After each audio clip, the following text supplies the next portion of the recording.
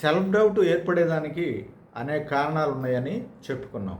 ఆ సెల్ఫ్ డౌట్ని అధిగమించేదానికి కూడా చాలా మార్గాలు ఉన్నాయి.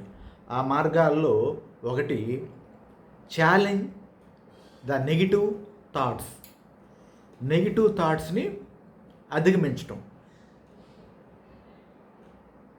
మన సెల్ఫ్ డౌట్కి కారణమైనటువంటి ప్రతికూల ఆలోచనలని సానుకూల ఆలోచనలుగా మార్చుకోవటం ద్వారా సెల్ఫ్ డౌట్ అనే దాన్ని అధిగమించవచ్చు. ఉదాహరణకి మనలో నెగిటివ్ యాటిట్యూడ్ ఉంటే దాన్ని పాజిటివ్ యాటిట్యూడ్గా మార్చుకోవటం.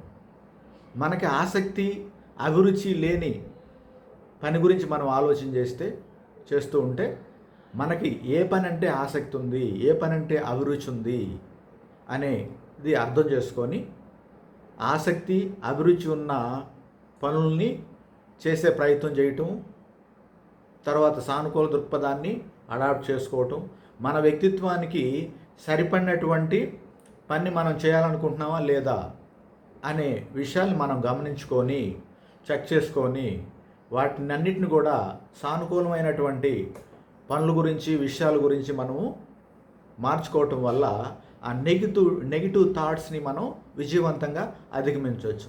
అలా అధిగమించడం వల్ల మనలో సెల్ఫ్ డౌట్ అనేది తగ్గిపోయి మనలో కాన్ఫిడెన్స్ అనేది బాగా డెవలప్ అవుతుంది.